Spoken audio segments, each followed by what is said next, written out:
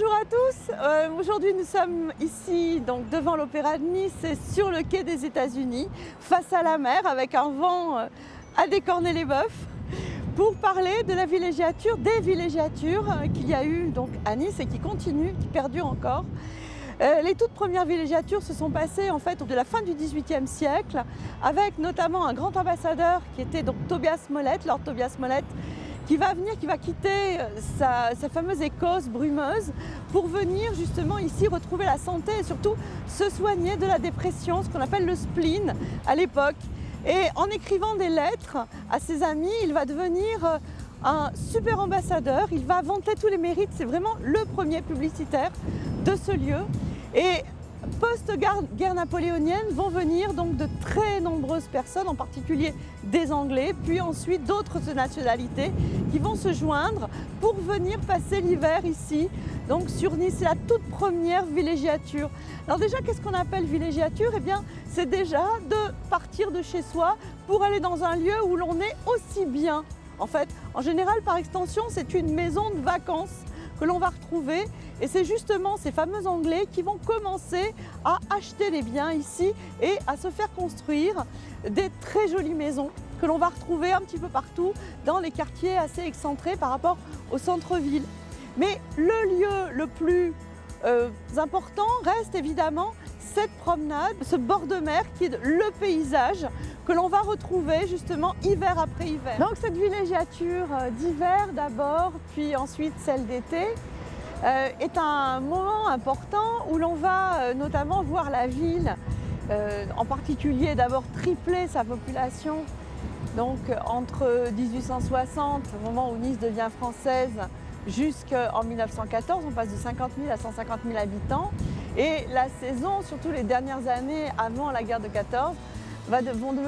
ces saisons vont devenir en fait de plus en plus importantes, avec plus de 100 000 personnes qui chaque année vont venir séjourner à Nice. Donc pour cette villégiature entre guillemets oisive, ou tout au moins donc liée que ce soit au thermalisme, au bain d'eau chaude, au hammam, aux différentes cures, mais aussi donc dans la sociabilité, il faut absolument amuser justement et distraire toute cette clientèle, donc en général aisée quand même, voire très aisée et couronnée.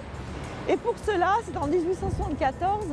que Eugène Sayton a créé le fameux comité des fêtes et des loisirs. Donc derrière moi se trouve aujourd'hui l'immeuble de l'office de tourisme. Et en 1935, donc juste à la veille des congés payés, donc lors de la fameuse saison effectivement estivale, eh bien on va donc réaliser véritablement un panneau publicitaire pour vanter les mérites de ce que l'on peut faire à Nice. Donc au centre se trouvent notamment donc deux femmes dans ce fameux style art déco international. Donc ces deux femmes symbolisent à la fois donc Nice et Paris et se retrouvent chacune avec un blason qui est à la fois donc à droite celle de Nice, à gauche celle des Parisis, c'est-à-dire des bateliers de la Seine que l'on peut voir. Et ces deux blasons d'ailleurs portent finalement en soi ce lien très fort, en fait cette union qu'il y a eu, ce rattachement effectivement à la France. Et nous sommes reliés en fait avec le train. Et justement, si on regarde à gauche, vous avez donc la gare de Lyon qui se retrouve là. On a effectivement une motrice, mais on a également un monument très emblématique à la fois de Paris et de Nice, c'est-à-dire la cathédrale Notre-Dame. Donc ici, en fait, sur la droite, on va avoir en fait l'engouement pour les sports d'hiver depuis le début du XXe siècle et surtout depuis 1911 où il y a eu entre autres des championnats du monde de ski à Beuil. On va avoir donc cet engouement de plus en plus marqué donc, par des gens qui vont apprécier notamment la montagne l'hiver pour les compétitions de ski. Donc on a le ski alpin, on va avoir aussi le ski de fond, mais surtout, en fait, ce qui est présent ici, c'est entre autres donc la luge, qui est destinée en général aux enfants ou encore aux personnes qui ne skient pas. Et on voit bien en fait ici même donc, la cabine de Las Donas. Donc là en fait c'est au rond. Et ce qui est intéressant par rapport à la promenade, c'est qu'on va voir en fait représenter ici cette station de ski qui va être Oron, qui va ouvrir en 1929. Il ne faut pas oublier qu'il y a Valbert qui ouvre en 1935, donc on est complètement dans cette période et qu'on est à 2 pas du palais de la Méditerranée qui va être lui aussi ouvert grâce aux capitaux, notamment donc, de Frank J. Gould. Et de l'autre côté, donc, on quitte l'hiver pour revenir en été avec juste ici, en particulier, donc ski nautique, les courses de vitesse et on va avoir aussi les courses de natation en eau vive qui peut-être sont déjà ce qui va annoncer ce qui se fera donc à partir des années 80, donc les triathlons. Nous sommes ici devant le Palais de la Méditerranée qui a été un des hauts lieux de cette villégiature, cette fois-ci d'été, de la saison d'été avant tout.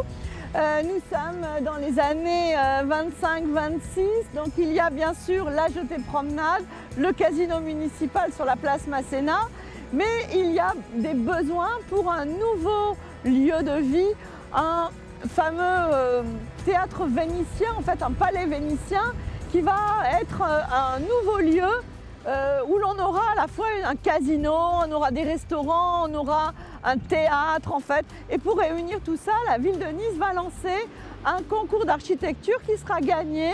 par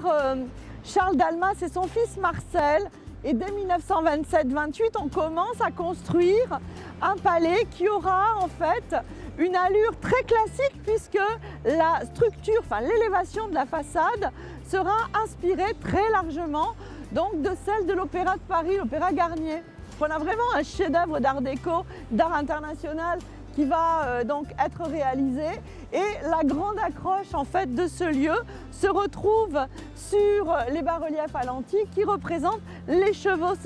sortant de l'onde avec finalement une ode à Poséidon accompagnée des déesses en fait que l'on peut voir ici et qui sont typiques justement de ce fameux art déco. Donc il s'agit du sculpteur mentionné Sartorio qui va donc œuvrer ici. Et ce qui est très beau, ce sont tous les détails que l'on va retrouver sur cette façade. Ce fameux palais donc, de la Méditerranée va ouvrir donc, au 1er janvier 1929 et qu'il va donc être tout de suite le lieu où il faut être, où il faut se montrer. Nous sommes ici en fait devant ce lutrin qui représente la jetée promenade aux 2 calèches. Ce serait peut-être le seul témoin oculaire finalement donc de ce magnifique bâtiment qui a terminé sa vie en fait après avoir été démonté au titre de la récupération nationale de la ferraille en 1944. Donc voilà à quoi ressemblait en fait en 1927 ici cette jetée promenade qui a d'abord été construite en 1883 puis qui a brûlé en fait on ne sait toujours pas comment en fait le jour ou la veille de son inauguration. C'est véritablement un monument incontournable finalement de la carte postale que l'on peut ramener ou que l'on peut expédier de Nice, c'est-à-dire cette structure de la jetée au milieu de la baie des Anges. Voilà, donc nous sommes ici en fait finalement devant la toute première belle époque. C'est surtout dans les années 1840 que va s'ouvrir donc à la fois le Grand Hôtel de Rome et de Saint-Pétersbourg, c'est-à-dire l'actuel West End, et au même moment, donc la pension suisse qui va se retrouver sous la colline du château, donc ce que l'on connaît sous le nom de Hôtel Suisse et ensuite la Pérouse. Et derrière moi donc se trouve à la fois cet hôtel West End qui a été modifié à plusieurs reprises, le Westminster où là on va avoir ce qu'on appellera la belle époque dans les années 1880 et derrière moi le dernier nabab, c'est-à-dire le dernier témoin justement de ces grandes villégiatures d'hiver, c'est effectivement l'hôtel Negresco qui ouvrira ses portes donc en 1913 et qui va malheureusement donc devoir fermer tout de suite puisqu'il deviendra dès le mois d'août 14 un hôpital militaire comme tout l'ensemble de la grande hôtellerie de luxe qui sera à Nice. Donc en 1930, où sur cette promenade, on va réaliser donc un véritable plan d'urbanisme. Donc on va réaliser en fait les 2 fois 4 voies, en fait, disons 2 voies de circulation importantes avec un terre-plein central et surtout on va réaliser donc un agrandissement du trottoir de la promenade à 14 mètres. Et notamment Donc l'idée principale, c'était d'installer ici, justement par rapport à cette villégiature et ce nombre croissant de visiteurs, sous le sol de la promenade, en particulier des garages, en fait des parkings souterrains qui ne seront jamais réalisés. Au contraire, on a préféré, pour aller dans le sens finalement des grandes modes, c'est-à-dire du balnéaire en particulier, de créer des concessions pour les plages privées que l'on a aujourd'hui. Voilà, autre lieu de la villégiature, qu'elle soit d'été ou d'hiver, nous sommes au cœur de la place Masséna, nous sommes exactement sur le Paillon, puisque cette partie justement de la place Masséna est en fait un pont, c'est-à-dire le pont neuf, le pont Saint-Charles, qui enjambait le Paillon. Donc là on est aux alentours des années 1821-22, où le pont a été réalisé avec un accès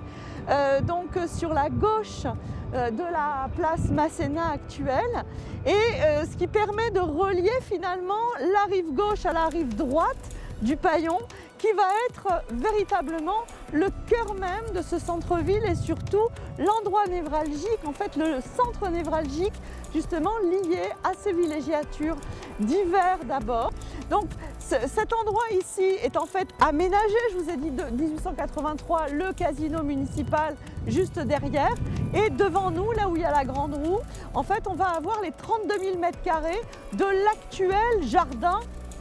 Albert Ier, donc la dernière partie de l'actuelle coulée verte, et en fait ce lieu va rassembler en fait toutes les populations, des enfants jusqu'aux vieillards évidemment, qui viennent passer l'hiver ou qui viendront également l'été à Nice. Alors un petit peu plus loin se trouve notamment la fameuse fontaine du Soleil, avec la très belle statue d'Apollon qui à l'origine est plutôt conçue pour être vraiment au milieu, au centre même de cette place Masséna. Et vous avez donc cette magnifique sculpture de Janio qui est censée représenter effectivement Apollon, donc l'été, accompagné donc de 5 planètes, où on a un très beau travail art déco. Alfred Janio avait réalisé aussi donc les hauts-reliefs à l'antique du fameux monument aux morts que l'on peut voir à Raubecoppeu.